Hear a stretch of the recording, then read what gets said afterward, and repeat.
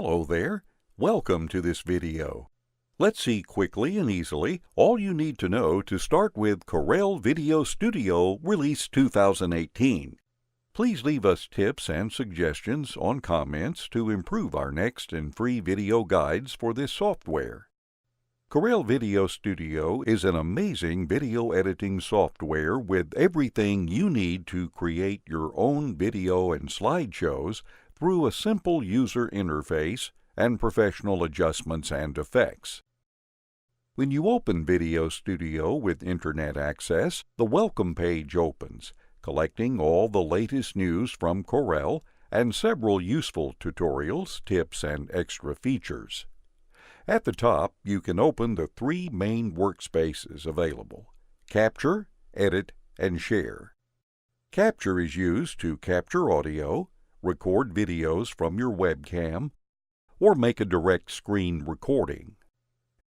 Edit is the main workspace used to import, modify, and release your custom video by adding modifications, text, and effects. Then, when your project is ready, you can use the Share workspace to render and upload it online. In this beginner tutorial, we will get a complete overview just on the Edit and the Share workspaces. To start making your project, open the Edit workspace. This is divided into two main parts.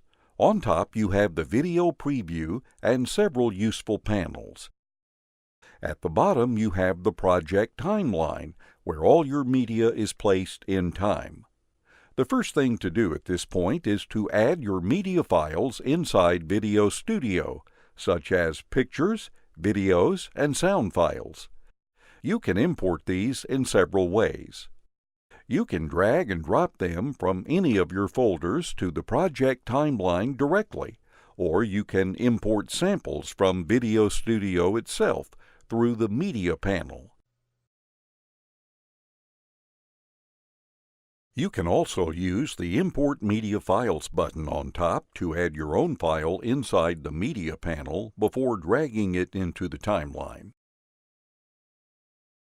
The timeline can be used in either the storyboard or the timeline view. In this video, we will just see the timeline view, which indeed gives you full control of your project content. All the files imported on the timeline are shown as rectangular objects called clips, complete with their file name and visual thumbnails for a quick preview. You can check the timeline through time by using your mouse wheel, and zoom in and out around the white marker by holding down the Control key and using your mouse wheel. All the clips are contained inside rows called tracks, such as video and overlay tracks for visual clips, title tracks for pieces of text, and voice or music tracks for sound files or recorded speech. Clips also assume different colors depending on their track: dark green for video and overlay tracks, green for title tracks, violet for voice tracks, and blue for music tracks. To check the content inside the timeline, you have to use the video preview in the top left corner, which can work in either the project mode or in the clip mode. When you click on the timeline, you place the white marker on it, and the preview will show the appearance of your project and all its clips exactly on that point in project mode. You can also click and drag the marker to check your project frame after frame without any audio. To play back the project content and its audio, you have to use the player right below the preview. Now let's see how to manage and edit the clips. Click on a clip to select it. This will be highlighted in orange color and opened on the preview, this time in clip mode. This shows the content of the selected clip and also allows basic editing in case the clip is either a picture or a video. In this case, you can click and drag the clip to move and place it. Use the orange nodes to scale it, and the small green ones to skew and distort. More below, you can switch to the crop mode to crop the clip by using the orange borders. Make sure to use the full screen button to edit your clip more precisely. On the timeline, you can click and drag a clip to move it in time within the same track or in another. Pay attention that the video and the overlay tracks are not the same at all. Video tracks are placed on top of the timeline and should collect the main content of your project. All the clips here are placed one after another without any time gap. Overlay tracks collect visual clips as well and are placed more at the bottom of the timeline. These tracks are made for all the clips that should be put in front of the main video content, such as pictures or pieces of text, so you can place the clips where you like, even with time gaps. Video clips with sound are a unique clip on the timeline, with a speaker icon indicating that audio is present. Video frames and audio are always moved together, but if you want to make these independent, you can right-click on the clip and go to Split Audio. To stretch or shorten the clip, just approach its edges and click and drag. You will get limitations on video and sound clips since you can't stretch them over their maximum duration, and you cut part of their content if you shorten them in time. You can stretch and shorten video and audio clips easier by holding Shift down. This way you will adjust the clip duration by acting on their speed rate instead of modifying their content. So if you shorten the clip, this will be played faster in time. If you stretch it, this will be played slower to last longer. To copy, paste, or remove a clip, just right-click on it. If you make any mistake, you can use Ctrl and Z to undo. To split a clip in pieces, just place the white marker in time, select the clip interested, and then use the S key. Let's see how to manage the tracks inside the timeline. On the extreme left, you get several buttons for each track. You can use the left button to disable or enable a track in order to hide or show its content. Click on the speaker icon to mute or unmute the audio content of such track.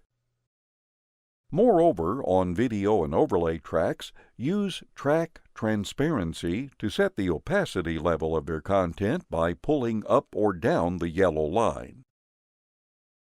Use the cross button on the right to apply.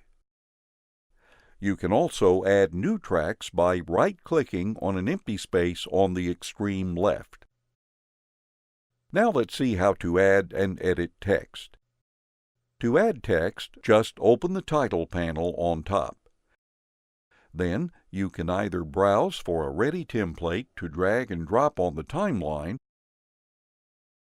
or create your own piece of text by double-clicking on the preview, typing inside. Click outside the text to apply it. Once you drop the template or create your piece of text, a new title clip is created on the timeline, contained inside an overlay or a title track. To edit the basic appearance of the text, just select the title clip and use the video preview in clip mode to move, scale, and rotate the text by using the nodes as seen for other clips. You can also add other independent pieces of text by double-clicking on the preview. To edit and customize the text properties, open the Options panel through the small buttons on the extreme right. Here, under Edit, you can adjust the font family, style, size, color, inclination, and alignment on the text selected from the video preview. The Options panel is also used to apply adjustments, corrections, and effects to visual and audio clips. When selecting visual clips, the Edit section collects all the basic corrections for it, such as rotation, pan and zoom, and speed adjustment for videos. The correction section applies advanced adjustments on the clip appearance, such as white balance, brightness, contrast, hue, saturation, and also lens correction. You can also apply amazing effects to your visual clips by using the Filter panel.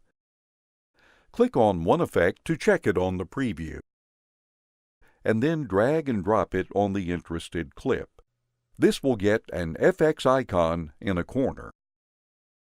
The effect applied on the selected clip is also listed under the Effect section of the Options panel. You can also apply multiple effects on the same clip by disabling Replace Last Filter first. The effects list is very useful to manage each filter applied. Click on one to select it and use the right arrows to change its position. A different effects order can change the final appearance of the clip itself. Click on the eye icon to disable and enable the effect, and use the cross button on the right to remove the effect from the list. To customize the effect appearance, just select it and then use Customize Filter. As for title clips, you can use the Attribute section to apply motion and effects on the piece of text selected from the preview, and use animation to add fade in and fade out transitions. Under Filter, you can check and manage all the effects applied on the text, as seen for visual clips. When selecting sound files, the Options panel shows a unique section called Music and Voice, where you can regulate the speed rate of the clip and apply audio effects through Audio Filter.